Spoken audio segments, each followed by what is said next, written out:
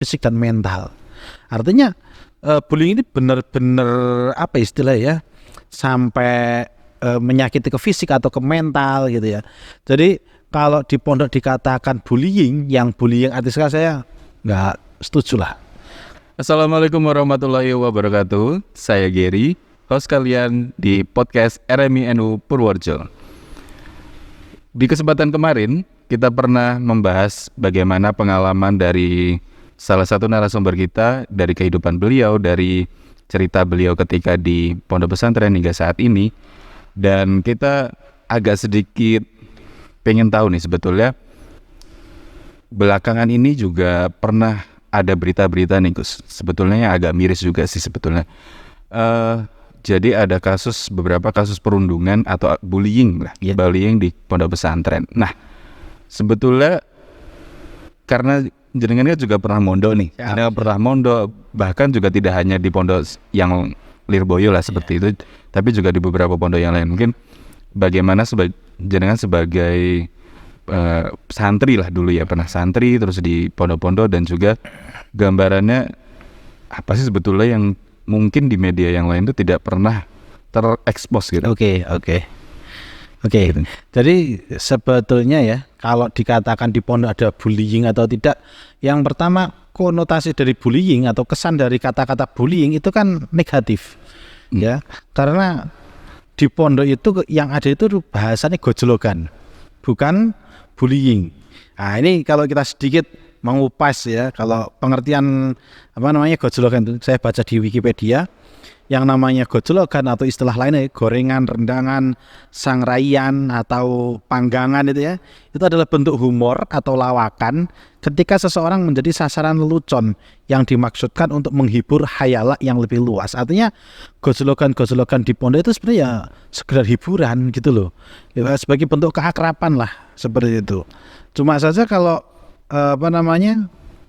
semakin kesini ya, istilah itu bergeser menjadi istilah bullying ya, atau pembulian ya, atau perundungan bahasanya. Sehingga kalau dulu gojlokan itu nggak sampai ke fisik, paling biasanya ya seperti yang pernah saya sampaikan di podcast kemarin ya, edisi kemarin tuh, waktu saya belajar ceramah gitu ya di acara khitbah itu, dari belakang ditutup pakai ember, kan dicemplungin ke tempat wudhu itu kan nggak sampai melukai fisik kan. Artinya memang itu untuk candaan, guyonan, atau kadang itu kan panggungnya kan kita bulat gitu ya, kita hadap ke depan diputer jadi hadap ke belakang. Itu menurut saya itu gojlokan seperti bentuk sebenarnya keakraban lah seperti itu. Seperti kalau kita sama teman akrab itu kan saling ngerjain satu sama lain kan gitu ya. Itu kalau di pondok ya gojlokan seperti itu, tidak sampai ranah sampai ke fisik lah. Kalau bullying sendiri ya, yang saya baca dari beberapa referensi, bullying itu perilaku agresif yang berulang. Berarti kalau orang membuli kan nggak sekali dua kali kan, orang dibully nggak sekali dua kali, besok diulangi. Yang pertama itu. Yang kedua ada unsur kesengajaan dan memiliki tujuan untuk menyakiti, merendahkan, atau mendominasi orang lain secara emosional, fisik, dan mental. Artinya bullying ini benar-benar sampai menyakiti ke fisik atau ke mental gitu ya. Jadi kalau di pondok dikatakan bullying, yang bullying artinya saya nggak setuju lah. Kalau dulu memang ada tradisi gitu, tapi kalau pertanyaannya apakah hari ini akan diteruskan tradisi gojlokan atau tidak, kalau menurut saya kalau itu dianggap kurang bermanfaat atau justru akan menimbulkan suatu fitnah ya, menjadi masalah tersendiri, dilema, menurut saya stop lah. Oke. Mungkin sebetulnya kan bullying itu juga tidak hanya dilakukan oleh teman atau juga kakak angkatan atau kakak senior biasanya. Kan kita bisa tahu bahwa misalnya di dalam suatu angkatan itu kan misalnya ada dalam suatu pondok pesantren mungkin ya Gus, jadi ada misalnya ajaran baru gitu. Anak baru. Terus kemudian kan pasti tetap akan disambut oleh kakak kelasnya. Iya, betul. Itu kan pasti setiap tahun akan selalu berulang seperti itu. Betul. Itu kan juga dan angkatan-angkatan di atas itu kan juga masih ada. Betul. Nah, itu kan bagaimana sebetulnya mungkin tips nih buat teman-teman yang baru nih, yang kira-kira juga atau para orang tua nih yang kira-kira ingin memasukkan anaknya ke pondok pesantren gitu. Jadi bagaimana tips atau cara untuk supaya nggak terjadi pembulian itu ya? Bulian, maksudnya mungkin konotasinya tidak ke arah bullying, harusnya mungkin disadari sebagai gojolokan, iya gitu. Bentuk keakraban gitu kan. Makanya saya tadi katakan kalau hari ini istilah gojolokan itu sudah bergeser menjadi istilah bullying yang konotasinya sangat negatif sekali. Menurut saya stop. Artinya stop ya. Yang hal-hal seperti ini nggak perlu kita teruskan di pondok pesantren. Ini juga menjadi pembelajaran bagi sivitas akademika di kalangan pondok pesantren ya, para insan-insan pesantren ya. Kalau menurut saya stoplah seperti itu. Itu cukup menjadi sejarah.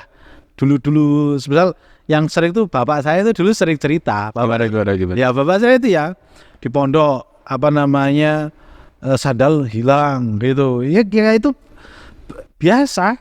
Jadi kalau orang-orang dulu kalau digojek tuh nggak sampai ke fisik dan orang tua nggak sampai lapor dan lain-lain gitu. Tapi kalau sekarang berbeda. Kalau menurut saya ya, satu hapuslah sehingga ini akan membuat orang tua tidak khawatir lagi untuk memondokkan anaknya. Jangan-jangan anak di sana nanti digojlok atau dibully oleh kakak kelas karena ya itu tadi senioritas. Dan saya rasa senioritas nggak hanya ada di pondok pesantren toh. Di instansi-instansi lain pun ya yang namanya anak baru kepada senior harus hormat, harus ini. Kadang senior minta apa ya kan, kalau enggak ada resiko apa gitu kan. Saya rasa di instansi lain juga ada seperti, cuma ada yang diekspos, ada yang tidak lah gitu. Jadi kalau tips ya untuk yang di pondok supaya tidak terjadi bullying, yang pertama menurut saya butuh controlling ya. Bagaimana pengurus pondok mengontrol pada anak-anak yang lebih senior, katakanlah yang kelas-kelas atas gitu kan, supaya nggak membuli bawah itu. Yang kedua butuh pencerahan, butuh pemahaman terhadap anak-anak ya. Intinya oke lah bercanda tapi jangan sampai masuk ke ranah pembulian, jangan sampai bercanda itu kelewatan ya. Nah, seperti itu. Jadi butuh pendekatan yang seperti itu kepada anak-anak santri, terutama yang senior. Menurut saya sih seperti itu. Jadi butuh controlling, butuh pemahaman kepada mereka ya. Sehingga kan kadang kan orang tua mau memondokkan anak, nanti di pondok ini yang sering barang hilang gitu ya. Namanya orang bareng-bareng itu kadang barang siapa dipakai ini gitu. Tapi itu bisa diminimalisir. Tergantung ada komitmen atau tidak dari pihak pondok pesantren gitu aja. Buktinya pondok-pondok yang modern sekarang ya, itu minim kejadian-kejadian seperti itu loh. Apalagi yang sekarang sudah pondoknya itu nggak bareng-bareng satu kamar 10 orang, nggak, yang lebih private lah, sekamar 4 orang dan ada bednya sendiri-sendiri, itu biasanya sangat meminimalisir hal itu. Tapi ya itu pondok-pondok besar lah ya kan, ya pondok-pondok menengah ke bawah masih belum bisa, menurut saya gitu. Baik. Jadi untuk teman-teman nih yang kira-kira tadi juga disampaikan bahwa sebetulnya gojlokan itu kan tadi sifatnya hiburan. Nah, gini. Sebetulnya kan di pondok pesantren itu yang saya tahu juga tidak boleh membawa alat elektronik, terutama HP atau laptop dan sebagainya. Jadi ya medium teman-teman di pondok pesantren ya pada saat itu ya kumpul dengan teman, bagaimana berinteraksi dengan sebagai hiburannya ya, sebagai itu ya kan, ya sebagai panggung sandiwara ya kan. Jadi ya selayaknya bagaimana kita lakon gimana memainkan peran tadi seperti jadi presiden, jadi lurah, bupati, lurah, MC gitu kan. Sebetulnya banyak sekali nilai-nilai positifnya gitu. Bahwa sebetulnya dengan adanya gojlokan, bahasa dari Gus Irfan tadi saya kutip, bisa untuk melatih mental, kedisiplinan juga. Itu juga mental yang paling utama itu Mas Gary. Membangun mental anak. Jadi anak pondok berani ceramah di depan, anak pondok menghadapi orang luar itu nggak takut apa, ya mentalnya sudah terlatih di pondok. Ya, salah satunya dengan gojlokan itu. Iya. Kan teman-teman kan istilahnya masih lebih dimaklumi. Coba kalau nanti udah di luar masyarakat gitu ya, kadang kan tiba-tiba orang di luar kan udah tersinggung, ya kan. Contohlah anak itu kalau nggak biasa gojlokan ya, begitu dia terjun di masyarakat, kena omongan dikit terus tersinggung, akhirnya apa? Dia menutup diri, ya kan, mengasingkan diri dari orang lain. Itu kalau bahasa anak di zaman sekarang ya, ngopi ini kurang kental, dolan ini kurang ado kan gitu. Ya itu kalau di pondok ya gojlokan itu ya, cuma yang tidak keterlaluan lah, artinya yang nggak sampai ke fisik ataupun menghina dan lain-lain. Kalau kita lihat ya, contoh lah yang saya tahu di lapangan ya, di anak-anak sekolah itu biasanya nyun ngapunten nggih, itu guyon sama temannya dengan cara manggil nama bapaknya. Iya, semisal nih namanya Gary, bapaknya Ahmad itu yang dibilang mat gitu. Padahal nama bapaknya itu kan bentuk keakraban sebetulnya ya kan. Cuma kalau orang yang nggak terbiasa kan rasa tersinggung kan, seperti itu. Jadi kalau menurut saya istilahnya, gojlokan itu juga ada sisi positifnya gitu ya. Tapi kalau memang itu menimbulkan sesuatu yang dampak negatifnya lebih besar, ya darul mafasid muqaddamat jalbil masalah lah ya, lebih baik dihindari saja kan, seperti itu. Oke. Tadi juga perlu dengan adanya controlling yang juga dari pengurus, pengasuh pondok juga ikut turun tangan, iya. Jadi kalau kalau pondok itu lepas begitu saja ya apa istilah ya, anak-anak yang di bawah kurang terkontrol lah, artinya lebih diketat lagi masalah peraturan. Kemudian tadi waktu Mas Gedi bilang pondok itu enggak pakai alat elektronik ya, terutama pondok-pondok salaf itu merupakan larangan, enggak boleh bawa HP, enggak boleh bawa laptop dan lain-lain alat elektronik seperti itu, sehingga anak di pondok bisa lebih fokus. Dan juga ini tidak ketika ada apa-apa dikit terus direkam, terus diviralkan. Nah, ini kan yang susah kadang itu barang sepele ya, kemudian diviralkan, akhirnya terkenal, akhirnya di luar itu jadi momok yang sangat, padahal niatnya cuma guyon biasa lah, kayak orang konten kan biasanya guyon apa gitu, tapi di luar dianggap serius jadi masalah besar lah, seperti itu. Itu juga bagian positifnya pondok nggak pakai elektronik gitu ya, meskipun pondok-pondok yang modern, terutama yang sudah include dengan sekolah ya, sekolah formal, itu biasanya diperbolehkan bawa HP, bawa laptop ya. Di tempat saya itu boleh, tapi yang tetap ada kontrol betul. Jadi diperbolehkan bawa HP ketika berangkat sekolah ya, karena itu kebutuhan sekolah. Kita mau melarang juga gimana, karena kalau di tempat saya kan belum punya sekolah sendiri, sekolahnya di SMP negeri, SMA negeri, yang di situ butuh HP atau alat elektronik yang lain yang sekiranya untuk pembelajaran. Itu saya nggak ngarang, tapi ada batasannya. Justru gini, ketika anak-anak yang di tempat saya itu ada yang bawa elektronik, kita bisa kasih pemahaman bagaimana menggunakan alat elektronik secara bijak gitu loh.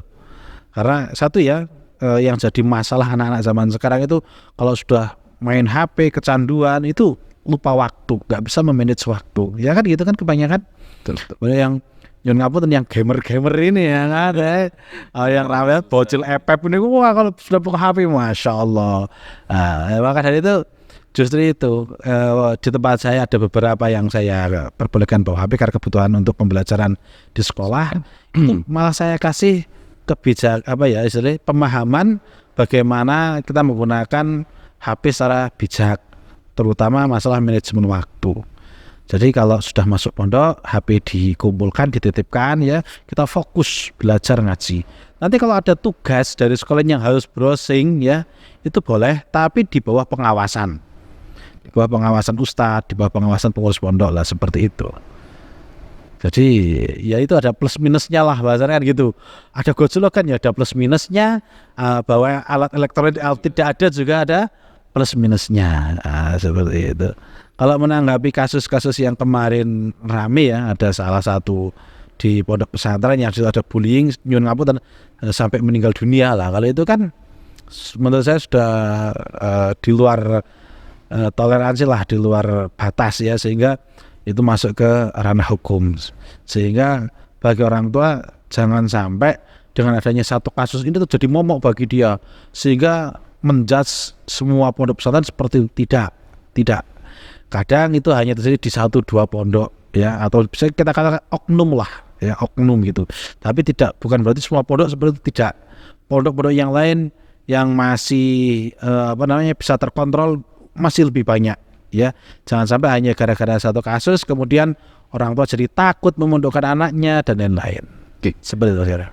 Sebetulnya juga kita juga bisa tahu kan track record ya, maksudnya kita juga sebagai orang tua, sebagai masyarakat itu juga harus berperan gitu untuk mengetahui pondok pesantren yang ini benar-benar legal, mungkin dari legal formalnya kali ya, misalnya sudah terdaftar atau belum, terus ternyata mungkin gitu ada beberapa persyaratan-persyaratan dari secara legal formal itu juga mungkin ada beberapa yang belum tercatat gitu mungkin, tapi juga bisa ditelusuri gitu, maksudnya dari alumni, dari pondok pesantren. Sebetulnya juga pondok pesantren terbuka kan untuk memberikan informasi kepada orang tua, kepada masyarakat bahwa kegiatannya seperti apa. Apalagi dengan adanya media sosial, saya rasa hampir setiap pondok-pondok itu juga sudah mulai mempublikasikan kegiatannya, programnya, dan segala. Iya betul sih. Jadi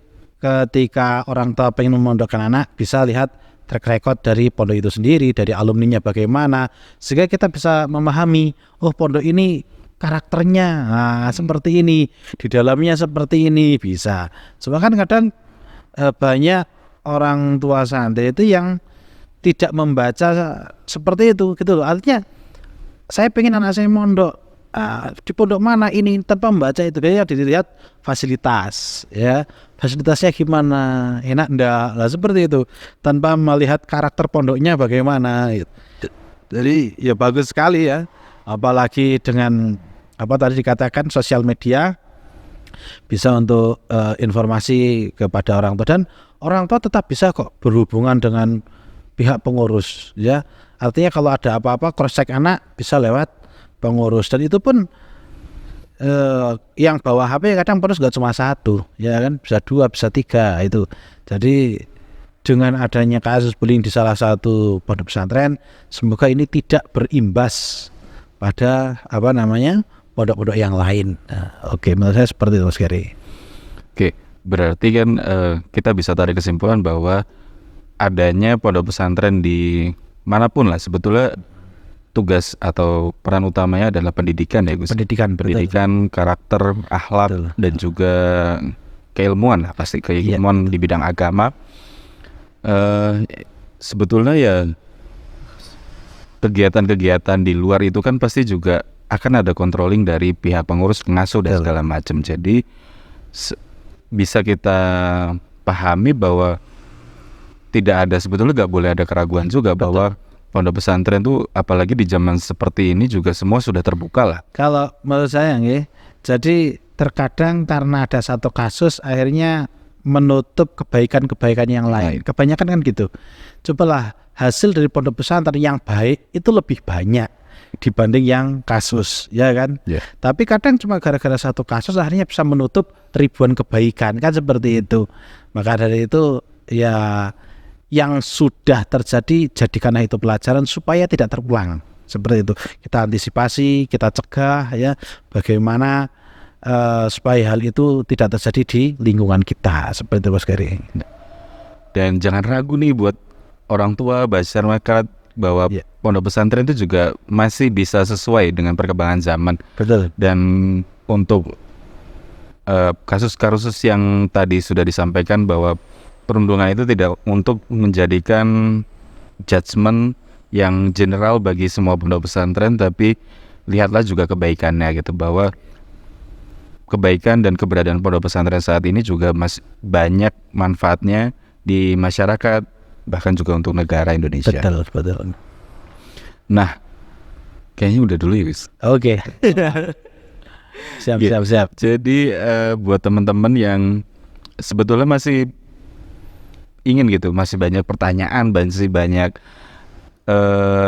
komen-komen yang ingin disampaikan, silakan teman-teman sampaikan melalui pesan DM di Instagram kami di @rmipurworejo, atau silakan komen di bawah setiap tayangan YouTube yang sudah kami tampilkan kepada teman-teman semua. Kurang lebihnya saya akhiri, saya dan Gus Irfan pamit. Wassalamualaikum warahmatullahi wabarakatuh.